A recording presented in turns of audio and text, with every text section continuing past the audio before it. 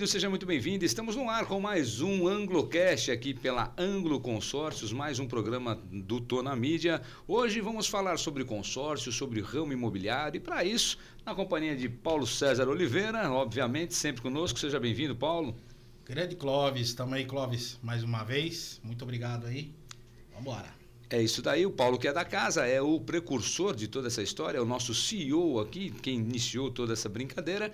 E hoje, para falar a respeito desse nosso assunto, que eu acabei de dizer, sobre ramo imobiliário, um especialista na área. Estamos falando com Manuel Luiz Ferreira. Seja bem-vindo, Manuel. Obrigado, Clóvis. Paulo, é a primeira vez que a gente está participando, sempre à disposição já. Desde já me colocando sempre à disposição a qualquer esclarecimento no ramo imobiliário. 43 anos dentro do ramo imobiliário. Não é para qualquer um não, Paulão. 43 anos o homem tem. Esse homem já levou porrada, hein?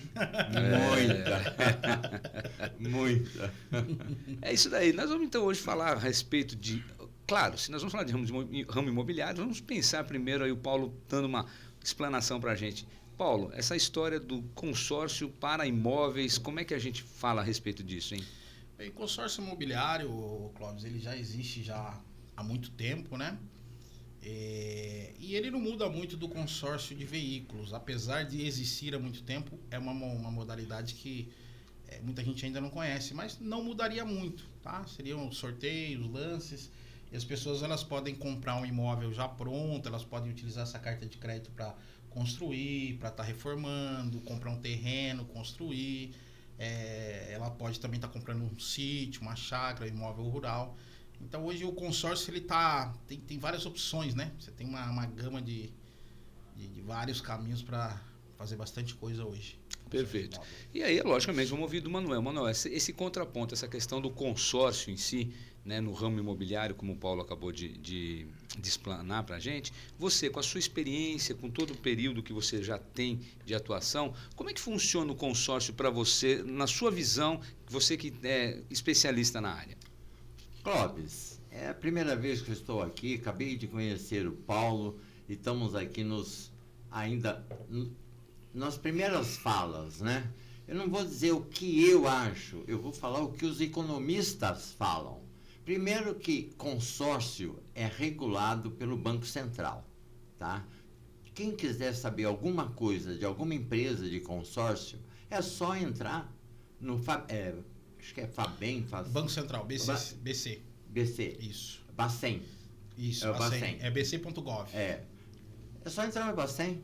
Lá está dizendo quem são as que mais vendem, a que maior patrimônio, quantos afiliados, quantos associados e tudo mais. Então, o que o economista fala, e eu apoio, eu assino embaixo o que o economista fala, que é a melhor forma de adquirir um imóvel parcelado não pagando juros.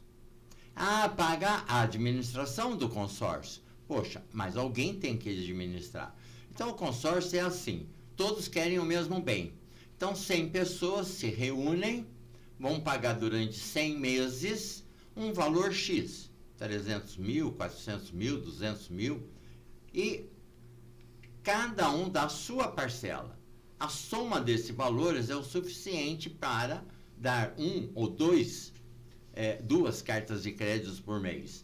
Então, veja, isso é regulado pelo Banco Central, quem está no meio é fiscalizado pelo Banco Central, e os economistas, calculando todas as taxas do mercado, os economistas falam, não é o Manuel que está falando, que é a melhor maneira de adquirir o imóvel para aquele que não tem o dinheiro todo. Sim. Tá? Então, geralmente, quando alguém entra, por exemplo, no consórcio, é recomendável que ele tenha pelo menos 20%, 30% do valor total, para que ele, no meio do caminho, ele possa dar lances, né? Porque funciona por uma cota por sorteio e uma cota por lance. Desculpa, Paulo, acho que eu estou até me extrapolando. Não, você está dando uma aula. Só complementando. Hoje tem alguns grupos que contemplam até mais do que 2 cotas. Tem grupos hoje que contemplam 10, 15 Então, pessoas. olha que maravilha, né? Nem sei como que funciona isso, porque esse Mas sistema... tá dando uma aula, hein? Então, o que acontece? O economista hoje, tá? É só procurar na internet, é muito simples, porque hoje o que a pessoa fala tem que pensar 2 vezes no que vai falar. Tem que ser sincero, porque é o seguinte, uma digitada nesse negocinho que está aqui na minha mão, esse smartphone, eu fico sabendo da vida da pessoa, eu fico sabendo sobre aquilo que a pessoa falou, se é verdadeiro ou não, ou se tem oposições, tem gente que vai para A, tem gente que vai para B, né? E eu acho legal que é a forma que o brasileiro encontrou, isso é uma invenção brasileira, tá? Isso no Japão e tudo, em outros países asiáticos nasceu de uma forma diferente. Japão. Nasceu de uma forma diferente, mas no Brasil isso do jeito que funciona é invenção brasileira. Tá? O brasileiro aperfeiçoou. Aperfeiçoou e adequou ao nosso mercado. Tudo começou por conta de caminhão, né? No início e tal, que o pessoal precisava, caminhoneiro e tudo mais. Mas veja, voltando ao imóvel, né, que é mais recente, né, mas esse mais recente acho que já deve ter uns 20 anos, 20 e poucos anos. 30 anos, tem mais. Tem por aí, em torno Hoje disso. está mais forte, é que poucas administradoras, elas iam para o lado de imóvel, né? Hoje todas estão atacando o imóvel, que queira ou não, virou uma febre, né? E o mercado está muito aquecido, né? E as pessoas estão descobrindo que é o seguinte, olha, eu vou pagar só 18%, 20% ou 22% de administração, porque alguém, uma empresa, vai receber de todo mundo, vai fazer o sorteio, vai organizar os lances, né? E vai emitir a carta contemplada. De consórcio para consórcio, então você tem Caixa Econômica Federal, que quem, na verdade, cuida da Caixa Econômica Federal é Hoje a Caixa, na realidade, ela foi vendida, né? Hoje são 2, CNP e tem um outro que é o XS5. Tô aprendendo aqui. Mas foi recente. O Banco do Brasil, quem administra o consórcio do Banco do Brasil, a maior instituição hoje, em termos de banco também, uma das maiores. O Banco do Brasil, quem cuida do consórcio do Banco do Brasil, ele terceirizou para uma das mais antigas, que é o nome hoje eles estão com as próprias, a maioria. Mas o Banco do Brasil, não lembro quem foi de Ribeirão Preto. Era Rodobens. A Rodobens. Não, ainda é. O consórcio da Ford... Ford é Rodobens. É Rodobens. É Rodobens. Tá? Então, veja, existe um trabalho muito sério atrás. E aí a pessoa que tem uma renda por mês, porque veja só, comprar consórcio... Paulo, me perdoe. Vamos embora, Manuel.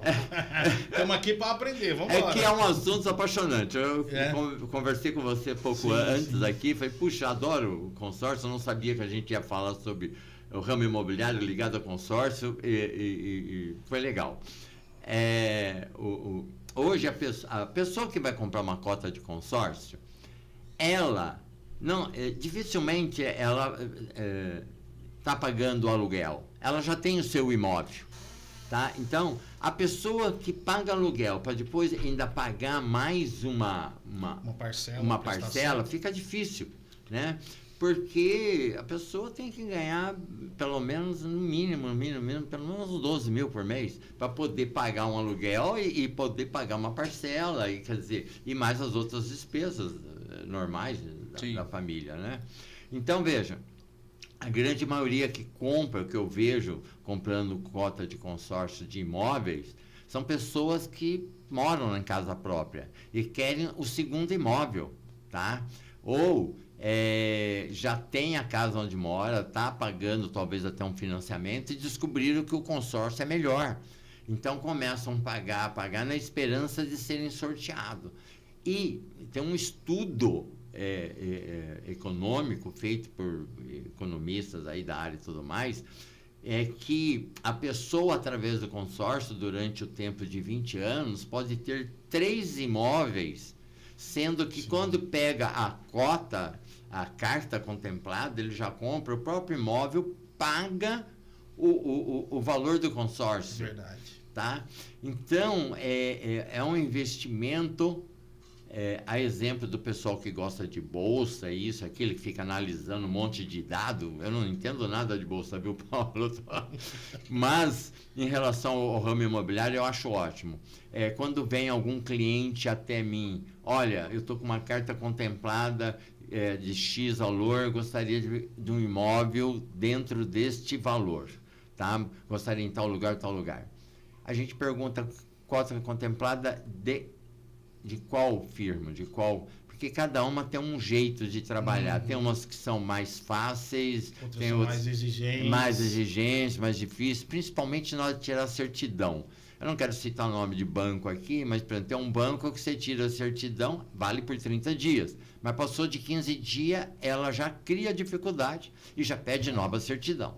Tá? Porque existe um perigo de problema na hora de registro muito pequeno, mas banco não gosta de correr risco nenhum. E o departamento jurídico dele, quer dizer, a certidão é válida por 30 dias, mas depois de 15 o banco já pede outro. Não estou dizendo que são todos os bancos, estou dizendo em específico um banco, que eu não estou citando o nome, já aconteceu com um cliente meu, viu, Paulo? Sim. Meu, puta, já... Tá na mão ali, fresquinho, né? Tá dentro dos 30 dias que fala, válido por 30 dias. Sim. Mas o pessoal pede uma nova. E hoje é mais fácil por causa das mudanças que ocorreram na legislação desses últimos 3 anos para cá. Hoje, por exemplo, você pede uma certidão, na mesma hora sai. Tá? Algumas, por exemplo, transcrição, que ainda não tem matrícula no registro de imóveis, então, 5 dias, né? Mas a certidão de matrícula existente dentro de um cartório de registro de imóveis é no mesmo dia. Mesmo a comarca mais despreparada ainda, no mesmo dia está saindo. E aí, quando a gente fala de todo esse trâmite, todo esse imbróglio, também há que se ter um cuidado muito grande, né? Mesmo você tendo uma carta contemplada, né, ali na mão, para você adquirir um bem, um imóvel, correr atrás de todos os detalhes para ver se de fato aquele imóvel está regulamentado. E óbvio que o banco também pede tudo isso, né? Não é uma coisa tão simples assim de qualquer imóvel estar apto a ser vendido através do consórcio. Ou eu estou falando bobagem aqui? O banco ou o administrador de consórcio, eles querem a garantia deles, né, Cláudio? Então, assim, quando você está com uma carta em mãos, né? O Manuel pode dizer até melhor que a gente, eles vão pedir tudo, né? Toda a documentação legal. Existe um rol, né, de documentação necessária para isso, tá? Agora, o que eu acho bacana dentro do consórcio, principalmente para pequenos investidores, se souberem se utilizar tanto de cota contemplada como de cota de consórcio, ele sabendo se utilizar disso, ele tira muito partido, tá? Eu vou mencionar, não vou falar nomes, mas hoje muitos mercadinhos e supermercados, eles compram cota contemplada, ajuntam para atingir um certo valor, mas por quê? Porque esse pessoal tem um rastro, né? Eles têm cadastro, né? Eles têm lastro, né, financeiro, bens em garantia. Então eles tipo, com R$1 milhão, o cara tira uma carta de crédito de 5 ou 6 milhões, faz o supermercado. A mesma coisa está acontecendo com as N seitas do Brasil. As igrejas também estão optando pelo consórcio. Por quê? Porque a maneira do pastor ou daquela religião, daquela igreja, daquele templo, né, realizar a meta deles mais rapidamente, porque o consórcio, a carta contemplada, você pode comprar a coisa pronta ou pode usar o dinheiro para construir a sua maneira. Pode usar, inclusive, para comércio, para ponto comercial, também, né?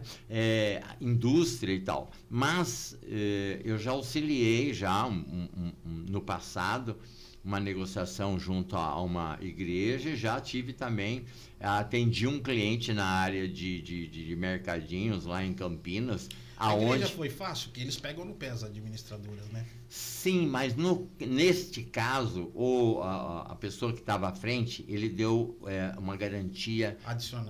Particular. Ele deu a garantia e pode. É como se fosse um avalista. Vai ver se o avalista... O banco não aceita mais avalista que não tem a garantia em bens imóveis. Sim. Né? E aí foi fácil. Até lembrei de uma outra história com uma outra igreja também, que o padre veio de fora, o pastor veio de fora, e ele era italiano, e ele veio com alguns euros para o Brasil e para resolver, a pedido, né, para resolver, porque ninguém conseguia emplacar, né, para fazer a coisa, né? E aí a gente começou a assessorar e tivemos êxito, graças a Deus e tal, mas chegou um certo momento que a gente ficou meio parado e tal, olha, isso e aquilo, aí ele pegou e vamos assim, deu a garantia necessária e entrou também com um dinheiro particular, né? Então conseguiu resolver a questão e a compra do tempo. Na verdade, já tinha um terreno, pegaram para fazer a construção. Tá? Já tinha um terreno. Mas você, na cota contemplada, pode comprar tanto o terreno como construir também. Pode fazer os dois. E aí, viu, Cláudio, fazendo merchandising nossa aqui, aí é onde a gente ganha dinheiro. Porque eu presto o serviço. Tá? Agora, você perguntou de documentação. O Paulo está ligado ao consórcio em si. Sim. Eu estou ligado a clientes, às vezes, que me procuram para assessorar nisso. Então, a cota de consórcio, seja ele de qual empresa for, faz parte do sistema financeiro.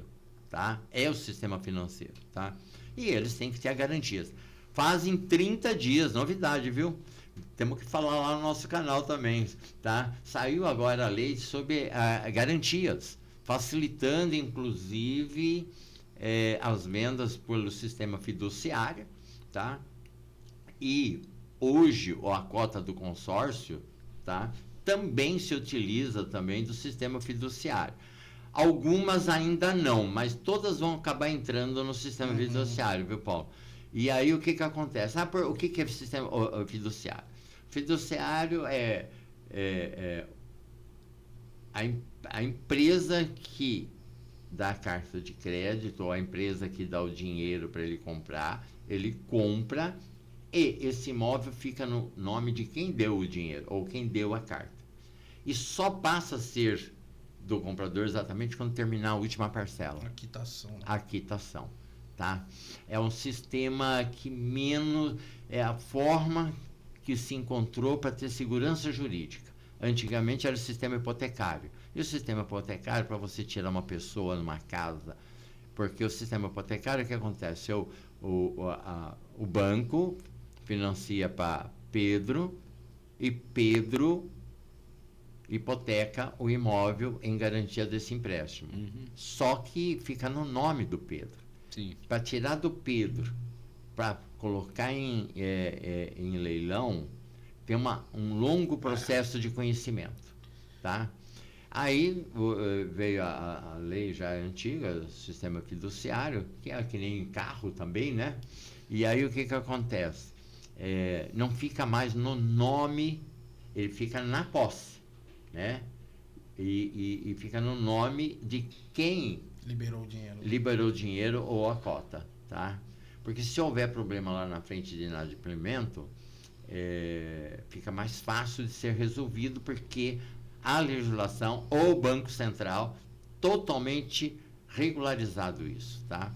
E agora, semana passada, o STJ e o STF definiram apaziguaram uma situação bem tranquila também. Isso faz com que todo o sistema, inclusive cota de consórcio, diminuir o valor da administração e diminuir o valor dos juros também. Sim. Tá? Por quê? Porque o banco se sente mais seguro. Qual foi a decisão? É de que o credor financeiro resolve toda a situação do imóvel inadimplida no extrajudicial. Não precisa entrar mais na justiça. Isso para o empresário, porque, veja, todo mundo fala empréstimo fiduciário através de recurso financeiro, através de cota de consórcio também, cota contemplada também, tá? Eles falam nesse sistema, mas a garantia que está por trás disso, tá? Quando você faz um extrajudicial e quando o empresário sente isso e todas as organizações, o que ocorre? Os juros tende a diminuir, tem que diminuir, tá? A outra coisa também é que aqui agora a gente vê muito em filme americano, né? Eu vou fazer a minha segunda hipoteca, eu vou fazer. Agora, até 30 dias atrás no Brasil não podia fazer. Agora, faz 30 dias que entrou em vigor essa lei da garantia, como a gente está chamando, lei da garantia, é uma novidade no mercado. Você, por exemplo, pode dar o imóvel em garantia para uma instituição, o imóvel vale 500 mil, aí você precisa fazer 100 mil, pagar uma operação, fazer uma viagem, pagar um estudo, fazer alguma coisa, você precisa de 100 mil, você dá em garantia o teu imóvel 100 mil. Mas aí depois você precisa de mais 100 mil. Você pode ir na mesma instituição ou ir em outra instituição financeira e pegar a segunda tomada, o segundo empréstimo. Tá? Até 30 dias atrás não era possível fazer isso. Então fazem 30 dias que isso vem ajudar. Cota contemplada, o sistema todo financeiro no ramo imobiliário. Isso, nós estamos num momento muito bom no mercado imobiliário. Aí se perguntou e eu me estendi demais e não respondi a questão da documentação. A documentação, todos têm um rol, tem um portfólio, tem uma listagem. Um checklist, isso. Ele tem um checklist para ser seguido. Algumas coisas não atende como está no checklist. Aí você, então, tem que providenciar. E aí o advogado que entra, ou, às vezes, até o corretor. E eu nunca falei isso lá no nosso canal, no Corretor Esclarecido, mas acho legal eu falar sobre isso lá, que é o seguinte,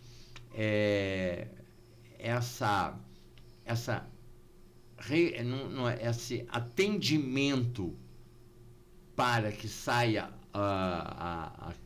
atendimento para que saia a venda, tá? Porque o Paulo vende, o cliente pega a cota contemplada, ele sai no mercado para procurar o imóvel. Sim. Quem vai atender? O corretor de imóveis. Sim. É o meio onde eu vivo, onde eu trabalho, onde a gente muito bem indicado pelos colegas aí e tudo mais. Então, esse corretor, muitos estão preparados para atender esse checklist, mas alguns não. Lá no nosso canal a gente sempre fala, todo corretor tem que estar ligado a um advogado, ligado a um técnico. Eu já peguei, não foi com consórcio, mas eu já peguei venda de imóvel aonde o engenheiro daquela instituição financeira viu fissuras embaixo da janela e não quis liberar. Falei, não, aqui tem fissura, não sei o que lá, não sei o que lá. Ou seja, tivemos que arrumar a casa, esconder essa imperfeição de fissura, não era trinca, não era rachadura. Era uma fissura. Era uma fissura, mas o engenheiro dessa instituição, que também não estamos aqui para falar nem de A e nem de B, apesar que eu falei do Banco do Brasil e Caixa, mas são instituições paraestatal, né, que a gente fala, quer dizer, são como que fala? Autarquia federal. Autarquia federal. Privada, meio. Acabei também esquecendo. Mas, veja você, tivemos que arrumar a fissura para ele vir aprovar. Para vir aprovar. E aí, tanto no consórcio como numa instituição financeira, Qualquer um. A primeira visita você não paga o engenheiro, tá? Faz parte já. Mas se ele for numa segunda, porque às vezes, sabe o que acontece? Eu tô com uma carta de crédito de 400 mil. Vou lá, adorei essa casa. Quanto que tá? 400 mil. Exatamente 400 mil. Não é 450, 400. Lembra que eu pedi? É bom ter 20% sempre guardado e tal. Por quê? Quem tem 400 mil quer comprar casa de 500 e 600. Quem tem 500 quer comprar de 600, 700. Exatamente. E se o cara tem uma carta de contemplado, um consórcio, ou quer comprar uma casa ou um apartamento de 800 mil, ele vai naquele que é 1 milhão, 1 milhão e 100. É isso. Então, olha a tranquilidade para essas autarquias financeiras. Eles vão lá, olha, esse imóvel é 500 mil e a carta de contemplação é 400. Pô, legal. Tá no Sprite aí, uma segurança razoável, tá boa, né? Mas eu vou lá, é 400 mil minha cota, e a casa custa 400, e o engenheiro que vai lá, ou o técnico de avaliação que vai lá, faz uma amostragem no bairro e chega à conclusão que não é 400, é 380. Mas eu gostei desse imóvel, esse imóvel serve certinho, está próximo da casa do meu pai, está próximo da escola do meu filho. Não dá. Eles não vão aceitar. Porque eles estão dando uma carta de 400 e está pegando um imóvel de 380. Isso vale é mais ou menos menos. como na liberação, inclusive, de crédito para compra de automóveis, né? Que faz-se um composto geral, uma avaliação geral, não só a questão da prestação do valor do carro, porque você tem outros custos ligados àquele carro, que é lógico que é feita essa avaliação, combustível, seguro, com uma série de outras coisas. E, logicamente, que se é muito justo, não vão liberar mesmo, né? Isso não tem dúvida. O Paulo que tem mais experiência nessa área aí, ó. Não, estamos ouvindo aí, o seu Manuel, o homem afiado, hein, Cláudio? Onde você arrumou isso aí? O Manuel é um cara experiente, o cara que está aí, ele mesmo falou 43 anos, não é isso? Né, 43 anos no ramo imobiliário. E como é que você foi parar no ramo imobiliário? Porque você é advogado também, né? Sim, a minha história começa o seguinte: o meu pai era fã de consórcio, tá? A vida inteira, desde eu criança, 10 anos, hoje eu tô com 67, tá? Então eu vejo sempre meu pai comprando consórcio, tinha 1, 2, 3, 4, 5 cotas de consórcio. Ele chegou inclusive a ter uma frota de carro que alugava para a empresa onde ele trabalha. Meu pai era peão da Camargo Correia, era encarregado geral, encarregado de obra. E ele, ligado nisso, então aí juntar din-din para comprar o primeiro imóvel, aí depois que comprou o primeiro imóvel, quis já partir para um segundo, através de juntar 4, 5 consórcios, que em vez de pegar em carro, ele pegava em din-din, que antigamente era mais fácil também para fazer isso. Então, quer dizer, eu cresci vendo consórcio, viu, Paulo? A vida inteira. E me formei muito cedo, tá? Me formei com 21 anos de idade como engenheiro civil, tá? E na engenharia civil eu fui trabalhar no ramo imobiliário, fui trabalhar fazendo construção, incorporação. E percebi que na incorporação imobiliária tinha um nicho de mercado muito bom, tá? E comecei como engenheiro me desenvolver para esse lado. E ao mesmo tempo, sempre querendo fazer caixa, eu também fui trabalhar como perito judicial, né? Aí fui perito judicial aqui na comarca, um pouco mais de 10 anos, quase 11 anos eu fui perito judicial. E tanto contato com advogado, com juiz, eu falei, tem que fazer direito. Aí você foi estudar direito? Fui fazer direito, fiz pós em direito imobiliário. Antes da pandemia, a gente dava a convite do meu ex-professor de pós-graduação, eu também dava aula lá na pós-graduação, né? E então, quer dizer, desde sempre, por conta da construção civil, eu tive ligado no ramo imobiliário, porque você tem que fazer aquilo que o mercado está pedindo. Aí você começa a conhecer corretor. Aí você começa a conhecer incorporador. Aí você começa a conhecer os advogados que estão assessorando, né? Então, como sendo advogado com o conhecimento técnico que eu tenho, auxilia bastante. Com certeza. Auxilia bastante. Você pega o cliente ali do começo ao fim, né? Enroscou um processo, você já sabe onde vai resolver. É isso mesmo. É isso Que mesmo. legal. Que bacana. É uma síntese bem... Sim. Né? Já tive no passado incorporador e tal, tive N problemas, como o próprio Clóvis falou, né? Já demos um monte de trombada aí, 43 anos, muita experiência, altos e baixos, vários crises do país, né, que a gente atravessou. Então, é por aí. Que bom, falar de crise no país é a mesma coisa que você falar, estamos vivendo, é normal, é natural. Agora, dentro do ramo imobiliário, Manuel, a gente está falando aí das suas duas especialidades que também convergiram para que você trabalhasse no ramo imobiliário, que é ser na engenharia civil, advogado, mas você tem justamente também essa veia muito forte da corretagem, tanto é que o seu canal chama-se o Corretor Esclarecido, né? E essa experiência? Então, você sabe o que acontece? Eu sou um cara muito curioso, tá? E eu comentei agora há pouco, né, que eu sou o dono, entre aspas, né, do domínio chamado vendececonsórcio.com.br. Então você pode entrar lá na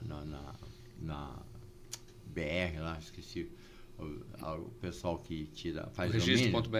O registro.br. No registro.br você vai ver que está lá o meu nome. Eu já tive um pouco mais de 100 domínios, porque um dia eu li, não sei aonde, que dava para ganhar dinheiro com isso e tal, tudo mais. Achei alguns nomes legais e tal, como, por exemplo, São Sebastião Imóveis.com.br, é meu. Litoral Norte Imóveis.com.br, é meu. Algumas pessoas já quiseram comprar o Litoral Imóveis, São Sebastião também, não entramos em acordo ainda, né? E vendi alguns domínios já, né? O Mundo da Criança foi meu, eu vendi o Mundo da Criança e outros aí afora. Então, essa curiosidade minha, quer dizer, eu sempre... eu não me contento, eu sempre tive... Eu era engenheiro, mas era perito judicial. Era comerciante, ou estava no ramo da construção e comecei a fazer advocacia. Então, sempre, aí como engenheiro, comecei a fazer incorporação. A incorporação propriamente dita, tá? De você juntar o dono do terreno, juntar o projetista, fazer a coisa acontecer, né? E a ligação com o corretor está aí, porque eu vi essa brecha quando quando me separei, eu fui embora de Caraguatatuba, fiquei 2 anos fora de Caraguá. Quando eu retornei, eu resolvi montar uma imobiliária, que era na Avenida da Praia, né? Uma imobiliária razoavelmente boa, com a experiência que a gente já tinha acumulado na área, foi muito bom, tá? Aí depois o Wilner Cardoso, a construtora, esqueci o nome da construtora dele, mas tá lá a imobiliária dele, né? Eles compraram lá o prédio e tal, e eu saí, na mesma época eu também tive um câncer, e aí eu fechei, eu estava com imobiliária em São Sebastião, né? Estava com uma imobiliária na Martim de Sá e estava aqui na cidade, ali na Avenida da Praia, um ponto fantástico, segundo os... Ali na esquina com a engenheiro João Fonseca, né? Isso, bem em frente a Inovar, né? E onde é? Ali é o belo do espaço, né? Um belo espaço. Então, ali era a minha imobiliária. Eu tinha, naquela ocasião, eu estava com, acho que 18 corretores, uma equipe também de administração de locação, que eu conservo até hoje, tinha uns 4, 5 pessoas, né? Mais recepcionista, isso, aquilo. Tinha uma estrutura boa. Tinha uma turminha de quase 40 pessoas. Uau! Tinha uma turminha boa, né? Mas aí eu fechei em São Sebastião, vendi o Porto Novo, e na Martim também fechei. E aqui, quer dizer, foi uma coisa que seguiu, tá? Mas aí eu entrei em contato com esse mundo do corretor de imóveis e vi a grande deficiência na formação do profissional. O profissional, né? Não que tira o Cresce, né? Ou que, perdão, até que compra o Cresce, né? Eu vou falar comprar, então, entre aspas, porque é o seguinte, eles falam lá, técnico de transações imobiliárias, TDI, tá? O TDI para tirar, ele é fácil, não é difícil. E ele já foi feito para as pessoas medianas poderem entrar. O profissional, o corretor de imóveis, eu vou dizer que hoje é uma das melhores profissões que existe. Lógico que nós estamos com o mercado aquecido, então é ótimo. Tudo é bom, tudo entra, dinheiro e tal. Quando o mercado está muito fraco, fica ruim, o pessoal quer pular fora do barco, tá? E aí tem que ter persistência. Na época boa, você tem que fazer um bom atendimento, cada corretor ter a sua carteira, ter os seus clientes, né? Porque mesmo na época ruim, ele continua ainda com vingando alguma coisa. E o corretor, essa falta de conhecimento que eu falo, por exemplo, é de verificar se o imóvel tem a condição. E aí vem aquela outra sua pergunta, até bem bolada agora, porque a relação, né, de mundo imobiliário, corretagem. O mundo imobiliário, ele é feito de vários segmentos envolvidos. E a gente está falando não é milhões, a gente está falando em bilhão. Sim. Tá? E aí você vê o Minha Casa Minha Vida, o sucesso que é isso, e o governo subsidiando, né? Uns são contra, outros a favor. Eu sou totalmente a favor, tá? Tem países na Europa que o subsídio é total para aquele que não pode ter, tá? Então, é um investimento que o governo faz no seu povo, né? Na sua população. E é o sonho do brasileiro ter um imóvel próprio. Lá, já em outros países, eles não se preocupam com isso. Por quê? Porque tem estabilidade de emprego, tem facilidade de estudo, quer dizer, é outra cultura, tá?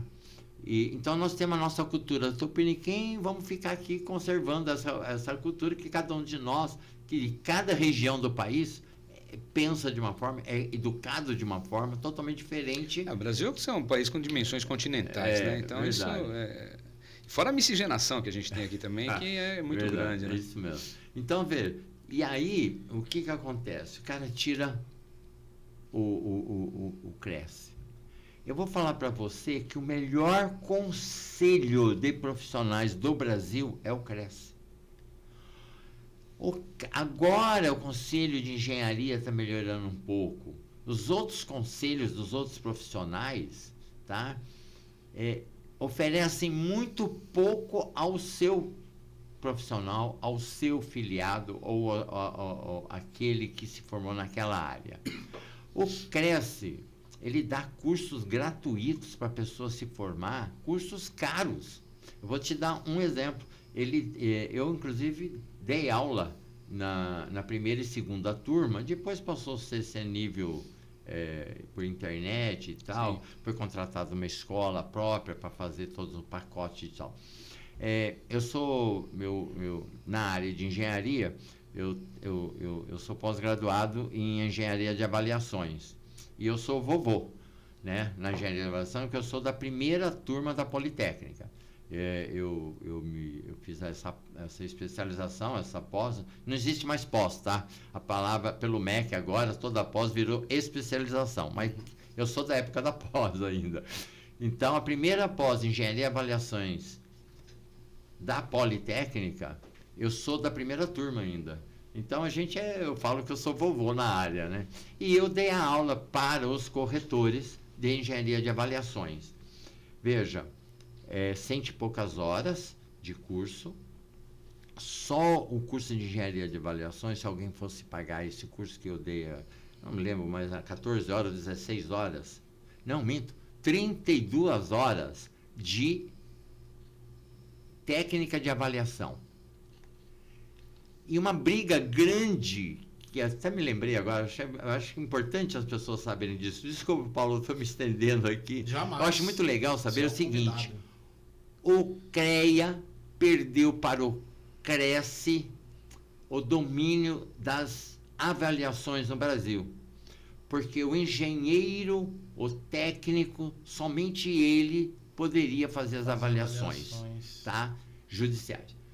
A norma que veio, a NBR que veio, quem elaborou as NBRs aqui no Brasil foram meus ex-professores. Eu estou falando coisa para vocês de 30 anos atrás, tá, gente? Até 30 anos atrás não tinha a NBR falando como se deveria fazer uma avaliação, tá? E na NBR, quer dizer, a norma brasileira técnica, né? Associação Brasileira de Norma Técnica, a ABNT, tá? Ela vem e regula como que tem que fazer. Então, são 3 níveis para você fazer uma avaliação. Tem nível 1, nível 2 e nível 3.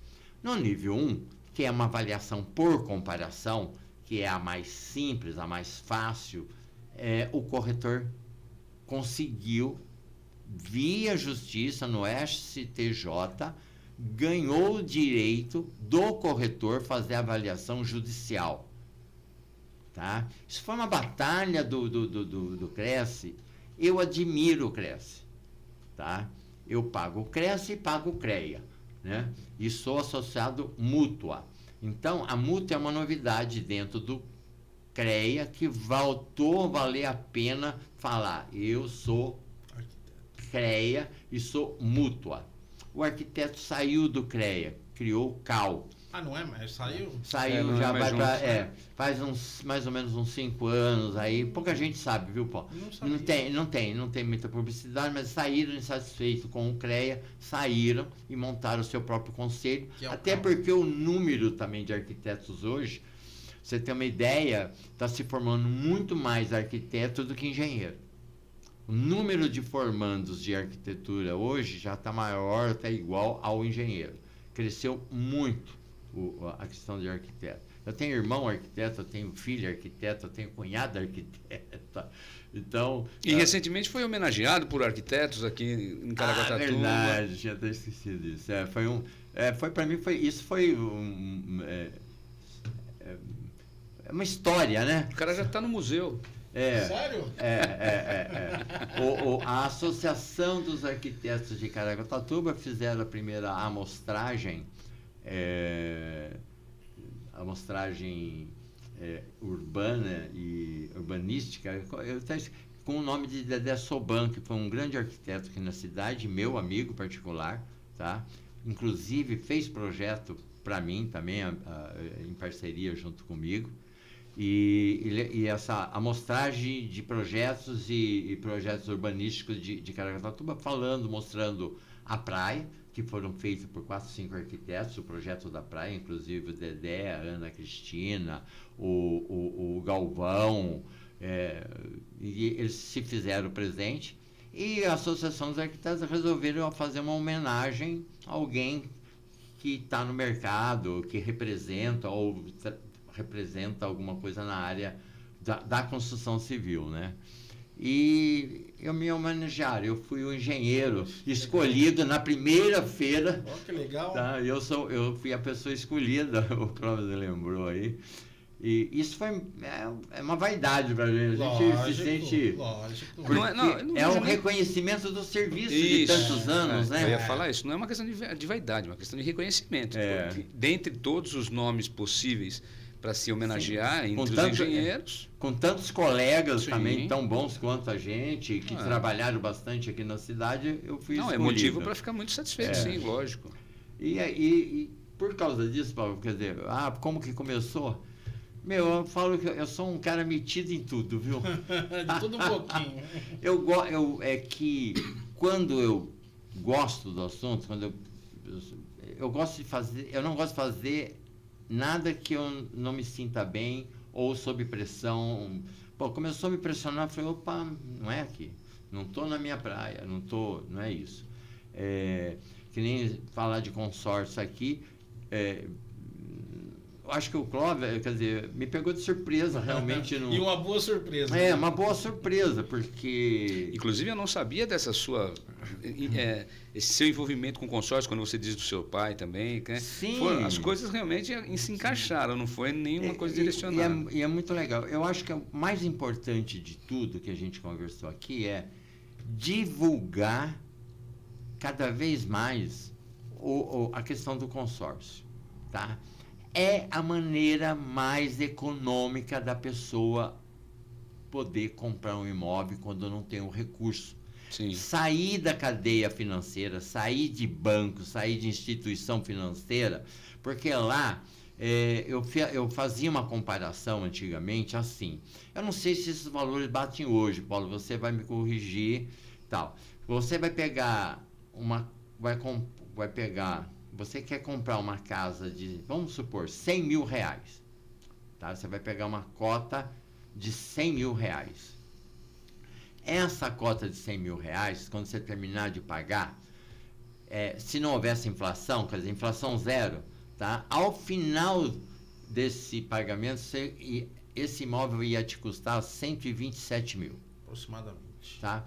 Se você pegar o mesmo 100 mil para comprar a mesma casa de 100 mil pelo sistema financeiro, pelo banco mais barato, pelo banco que tivesse os juros mais barato, essa casa vai sair para você em torno de 230, 240 mil. Daí para mais. Mais do que o dobro. Tá?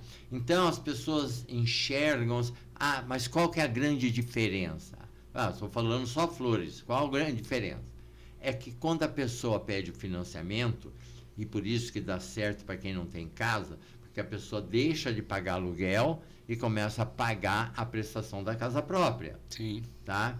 Tanto que tem essa coisa do governo, linha branca, isso e tudo mais. Hoje, tanto na cota, tanto no consórcio como no financiamento, você pode embutir, e eles financiam as despesas, ITBI, escritura, despesa de locomoção, de mudança, de adaptação na casa, da compra da linha branca, que tem até o cartão da linha branca do governo federal, né? E aí, nesse caso, passa a ser aquela história que nós falamos há pouco, né? Que a pessoa que tem uma carta de 500 mil procura um imóvel de 600.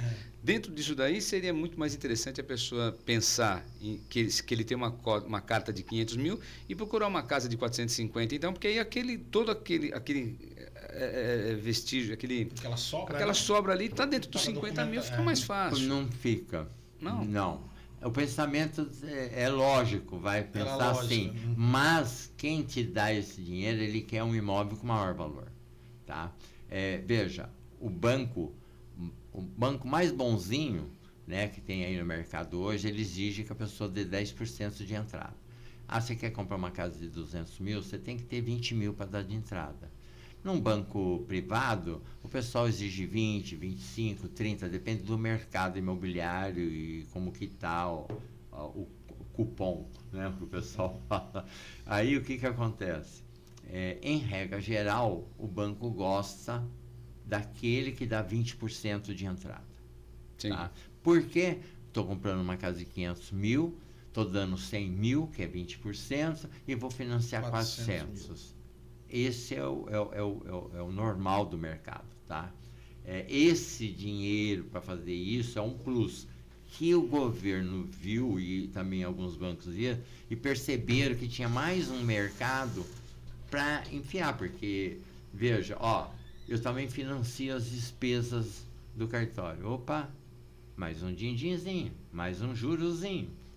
Você entendeu? É mais um mercado. É que nem você vai comprar sapato hoje em qualquer casa aí de sapato na cidade. Se o vendedor não te oferecer a meia. O cinto, mais a bolsa, a carteira. Quer dizer, Mas isso é até mesmo... Aí sacaram isso para casa também. Pô, estou vendendo a casa, por que eu não ofereço também o dinheiro para pagar a escritura? Para o cara não ficar apertado, eu não ter que vender o carro. Então, mas foi o que eu falei. Quer dizer, então, eu posso, na questão do consórcio, ter uma carta de 500 mil, comprar um imóvel de 450 e os 50 usar para os custos. Porque o imóvel é a garantia. Ele tem que ter uma garantia maior do que aquela que ele está dando. A lógica é essa. É doido isso, né? Não, o mercado é fogo. Porque veja, 450 eu pago na casa, 50 para despesa disso. Amanhã dá um inadimplemento, o que acontece? Eu dei 500 e a casa vale 450, imaginando sempre zero de inflação. Não bate. A única forma é isso, o imóvel ele tem o valor de 500, o mercado, e a pessoa está vendendo por 450. Mas que existe isso. Não, eu vou falar mais. Com a carta de crédito, fiz isso. Paulo, você falou super legal agora. Várias e várias vezes, quando o mercado estava parado, o mercado estava um pouco estagnado, questão aí de 4, 5 anos atrás, mais ou menos. O mercado estagnado foi a melhor época de comprar casa com carta contemplada. Por quê? Porque o pessoal tinha mais imóvel para vender do que procura. É a lei do mercado, a lei mais antiga, né? Oferta e procura, tá? E tinha pouca procura. Quem tinha essa procura era o pessoal que tinha carta de crédito na mão, né? Ou tinha recurso próprio de outros investimentos com renda própria e tudo mais.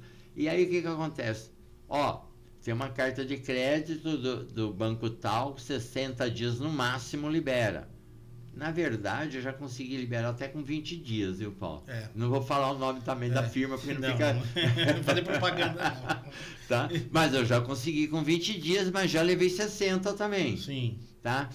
E aí que tá, voltando a falar, o corretor, a corretagem, o mundo imobiliário. Sim. Aí que tá a expertise de quem vende. A percepção, né? Opa, o mercado tá assim, tem ali, vamos aqui, a proposta é essa. Isso, mas aí, para sair mais rápido, o imóvel tem que estar 100% inteiro. E você já cansou de me ouvir falando que o corretor tem que ter uma certidão do imóvel na hora que vai pegar o imóvel para vender.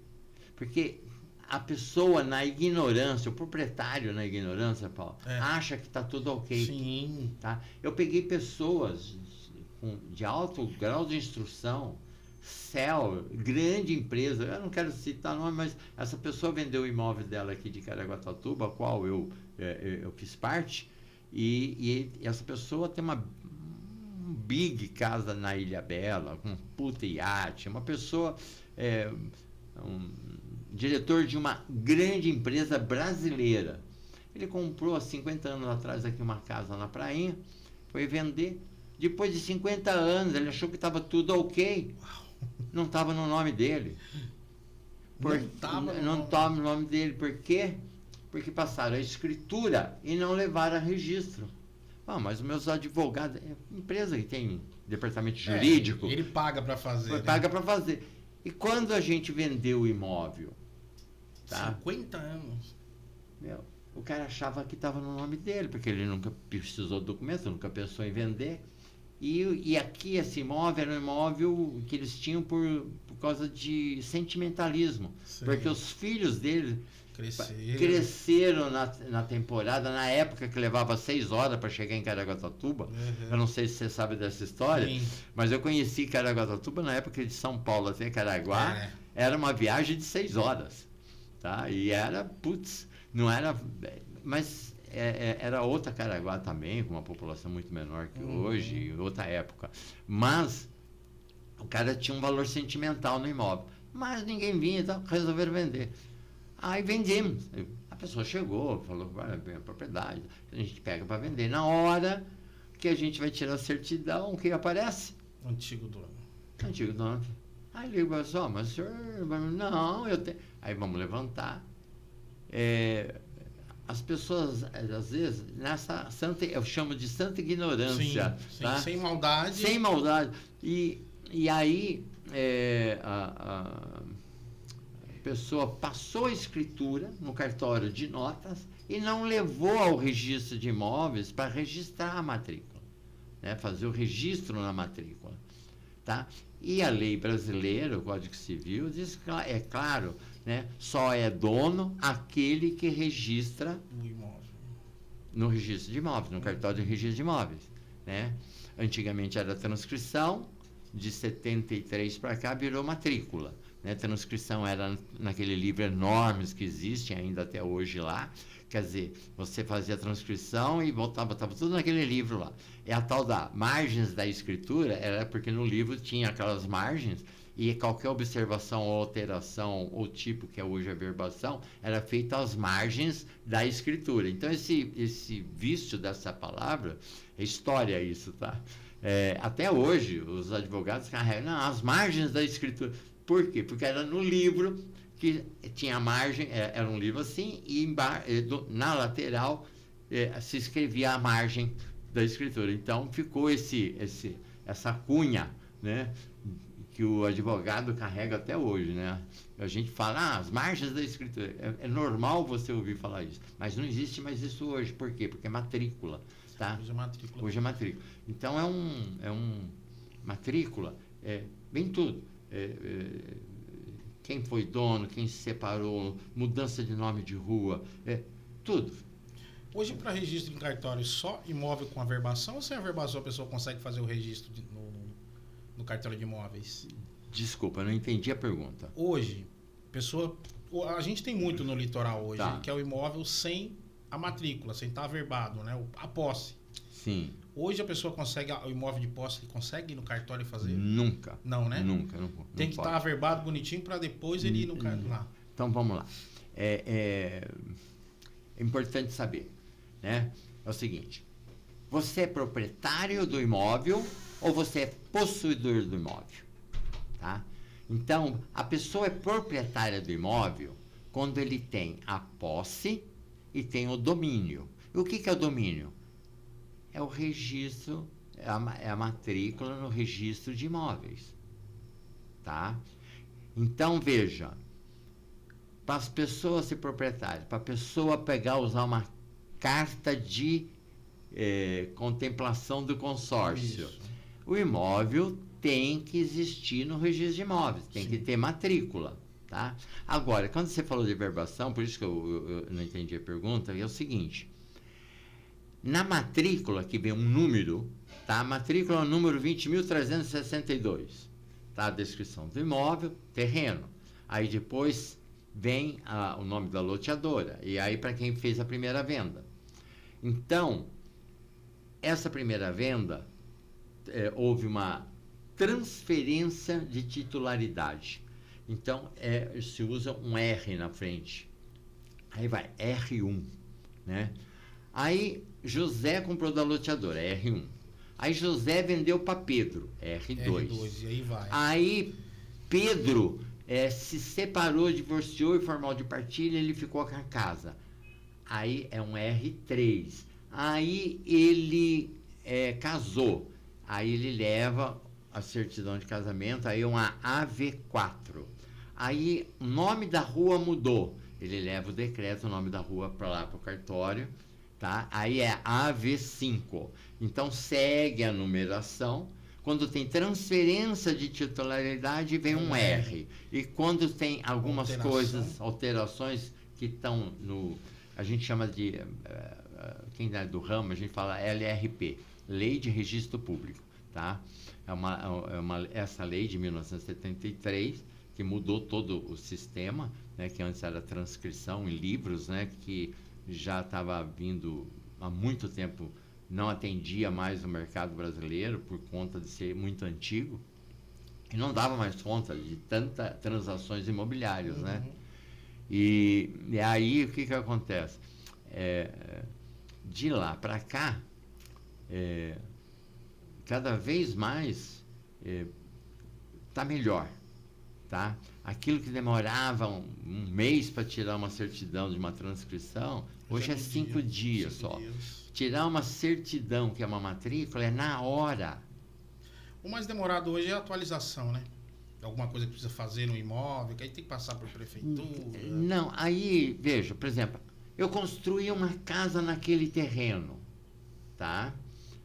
Então, eu pego muita regularização para fazer. às vezes até para atender quem está com carta contemplada.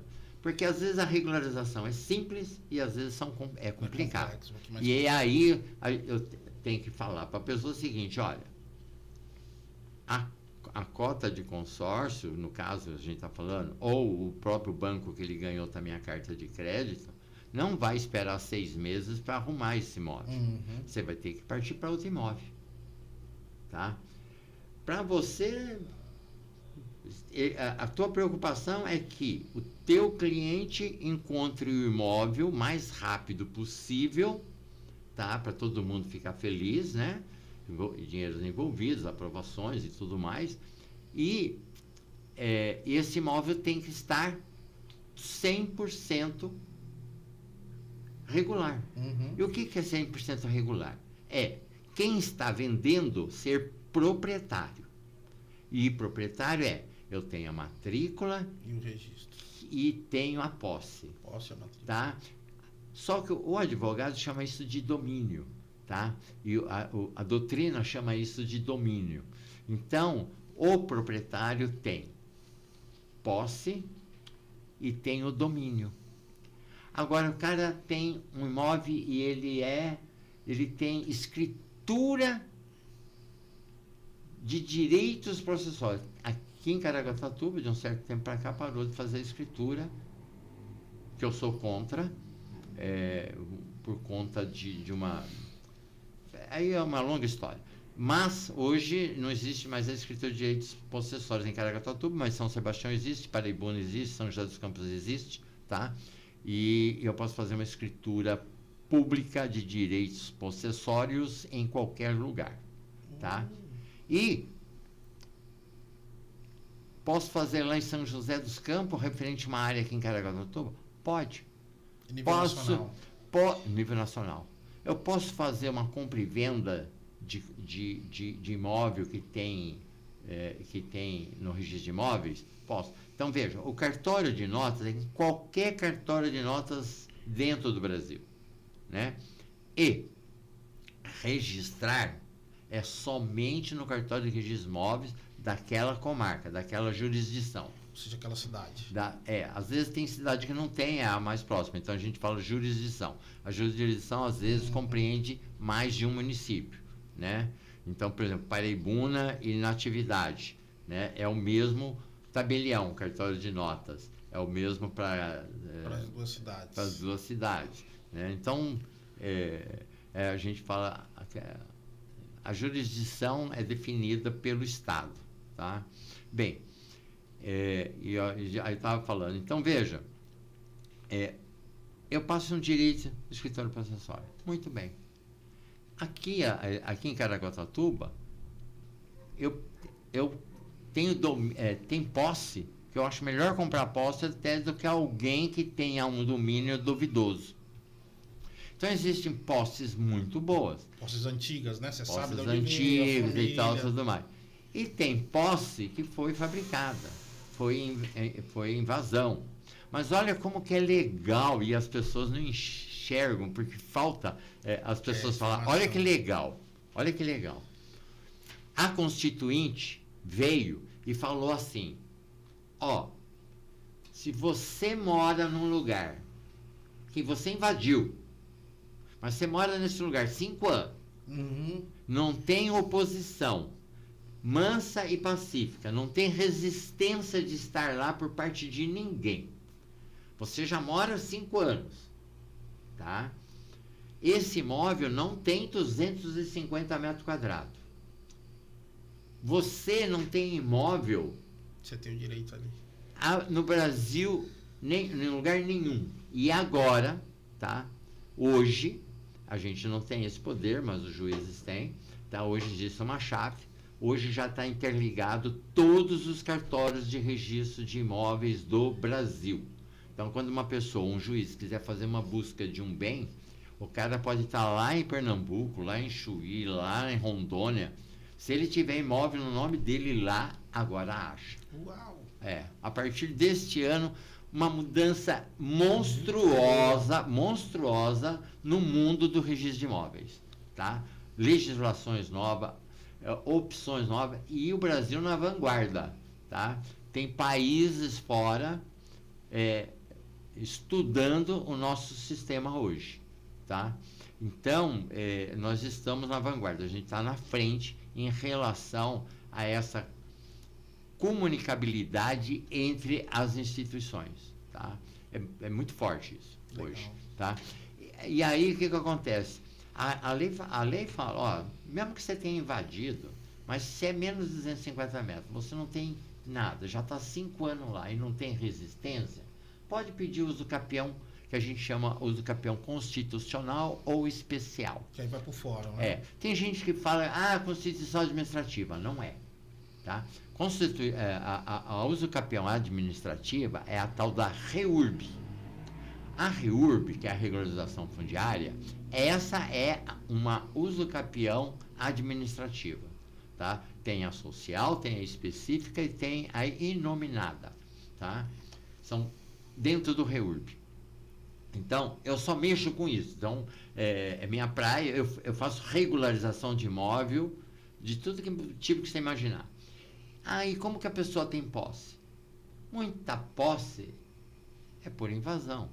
Ou a pessoa nasceu ali, nunca apareceu dono, e a pessoa sempre, todo mundo achou que aquela pessoa era dona. Passa para o filho, passa para o neto, vai indo. Uhum. São posses antigas, como são. Mas tem gente que tem posse porque comprou no loteamento, pagou 60 parcelas direitinho, não tinha dinheiro para passar a escritura, resolveu deixar para depois. Aí quando pensou em ir atrás, a empresa já não existia mais. Ou quem vendeu para a pessoa morreu e não fizeram inventário. Eu tenho cliente, atualmente, hoje, que estou regularizando, que se fosse ter que arrumar, ia ter que arrumar 3 inventários para trás. Uau! Tá? Pode? Dá para arrumar. Mas o custo disso, tá? Como a soma das posses, a gente soma a posse, tá? Então, por exemplo, outra coisa legal, então, na lei, o uso capião chamado extraordinário. Esse é para quem invadiu. Eu invadi esse terreno há 15 anos. Estou aqui, construí a minha casa, papapá, não tem papel de compra, ninguém me vendeu nada, eu entrei. Só que é mais de 250 metros. Eu posso ter outros imóveis. Quer dizer, só no especial, só no uso capião constitucional, que está na Constituinte, lá na Constituinte está isso. Ou seja, é algo maior, porque a maior lei no Brasil é a Constituinte, depois vem abaixo dela todas as outras leis federais, depois estaduais, municipais. Então tem uma hierarquia toda. Então, acima de todas as leis, que todas têm que bater, é a Constituinte, tá? Então esse uso capião especial, constitucional que a gente chama, está lá na uso capião, tá?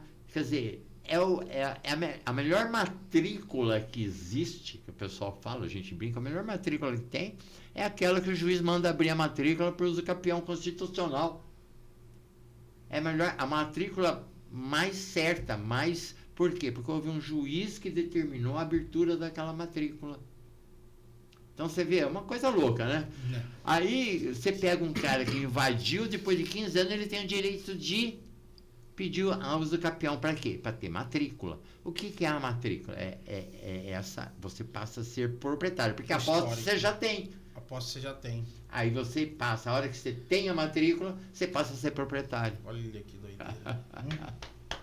Eu te convido a acompanhar o Corretor Esclarecido, você vai aprender tudo isso daí lá com propriedade, com detalhe, com tudo isso, que o homem é fera. Muito bom. Tem bastante aulinha lá. Mas é isso, Manuel. Bom, a gente quer agradecer, realmente foi um prazer ter contado com essa aula a respeito de ramo imobiliário, de corretagem, de tantas outras coisas mais. E com certeza vamos marcar novos bate-papos aqui no nosso Anglocast. Com certeza. Me senti em casa, o Paulo me deixou bem à vontade aqui. Foi muito bem-vindo. Eu acho que até me estendi em algumas coisas, mas mania de ser professor, de dar palestra, essas coisas, né? Valeu. A gente...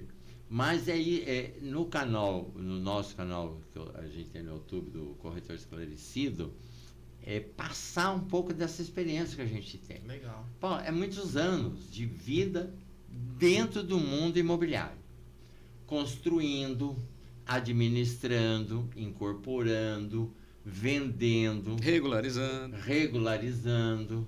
Então, é aquilo que a gente falou, aqueles bilhões que existem dentro desse ramo, dentro desse